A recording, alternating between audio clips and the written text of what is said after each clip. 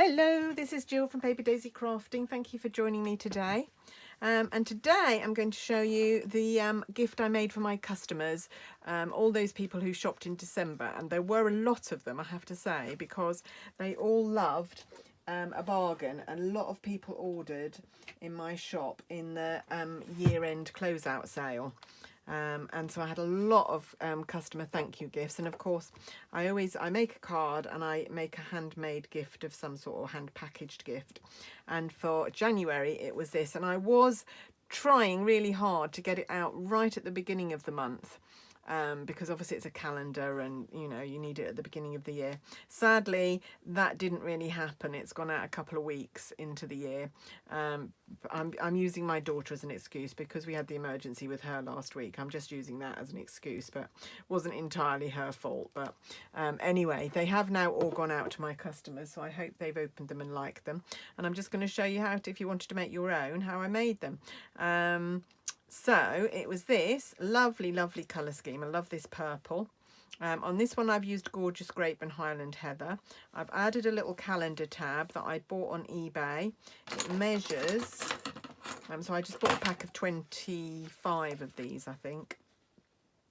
So it measures about 7.2 centimetres by 4.8. And then I've just added another little panel of this beautiful designer series paper, which is called Hydrangea Hill. It's got that pattern on the back, which I'm not so keen on, but I love this little hydrangea petal, little hydrangea flowers on here, and that's what I've used. This is my second sheet. I've used up whole sheet and a half of that, making these calendars. So let's quickly just make one of these. So piece of cardstock, which measures, it's an A4 sheet, so it measures 11 and, let's do it in inches first of all, 11 and 3/4 ish, yeah, 11 and 3/4, and 9 and, oh, I'll do it in the inches again, 3 and 5/8 across. And in centimetres, that's 298 millimetres, or 29.8 centimetres, and 9 centimetres across. I'm actually going to score in inches today because I'm going to use my scoreboard, and it's better. It works better in inches than it does in metric. So we are going to score at 4 and 5/8, at 9 1/4, at 10 1/4, and 11 1/4, like so. And then we're going to burnish all of those creases, those folds, so that they're nice and turn over. There we go. Just burnish all of those really well. And all these folds at the bottom are going to make our little stand. So if I show you, it's just got like a little V stand so that it can stand up freehand, like that. So it's quite sturdy. I make myself one of these every year, and I've made, like I say, I've made a lot of these this year. And I think this is the only little tab that I've got left, actually. So I must have made 24. Right, now what we're going to do is we're going to take some Tombow and we're going to glue this tab here. You could use other glue. I like to use Tombow because I feel that once it's stuck, it's not going anywhere. It's not going to come undone. It's not going to dry out. I think some of the tape runners and tear and tape, after quite a while, they don't do it immediately, they can dry out, but Tombow will hold this. I know this will hold for the whole year, and it doesn't take long. You just need to wait for it to dry for a little bit. And then I'm going to take a piece of cardstock. I didn't say, here I've used Gorgeous Grape and Highland Heather. Obviously I'm using different purples this one. I'm using Purple Posy and Gorgeous Grape.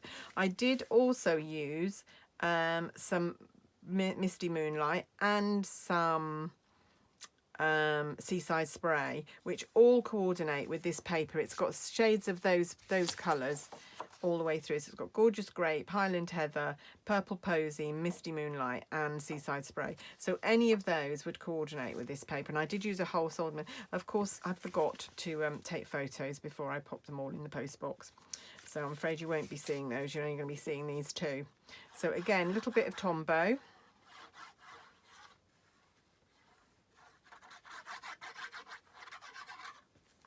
And then that panel is going to, oh, this panel is 8 by 10.5. 8 centimetres by 10.5 centimetres. I'm sorry, I'm doing a combination of inches and metric here. Might try and sort it out for the blog post when I do the blog post. There we go.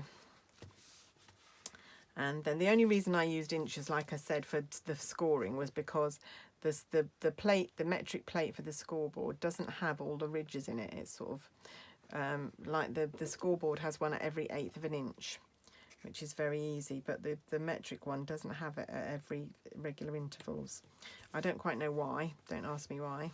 Right, just mounted the pad, the calendar pad on there, and then what have I done with my little bit of cardstock, my little bit of DSP? That's a very good question. Oh, there it is.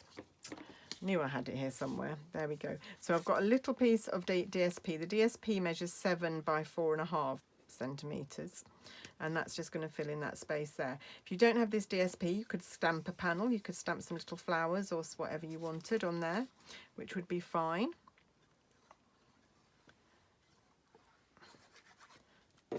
And then my year, and again, you don't have to put 2021 on if you don't want to. You could stamp another image or a sentiment. You could set something general to see you through the year. I've done the numbers, and the numbers I used were from Family Party. So this is a really good set for building up numbers. So I just lined them up as carefully as I could and then cut them out with one of our stitched rectangles. It fits on, let me tell you which one this is. I'm using one that is 6 by 2.5 centimetres, so whichever stitched rectangle that is, and that's just going to mount there. Now I do need to say that on some of them I didn't do this stamping. I used the Playful Alphabet dies and die cut the year, and this is the effect. Now this is not one of my calendars, this was one that was made for me by my team member, but you can see it looks just as nice when it's cut out, and it's roughly the same size, so it will still fit on the same size panel. So that's up to you. You can either stamp with Family Party if you've got that stamp set, or if you've got the Playful Alphabet, you could use that. And this is all that we have to do. Oh, help if I don't put it upside down. So there we go.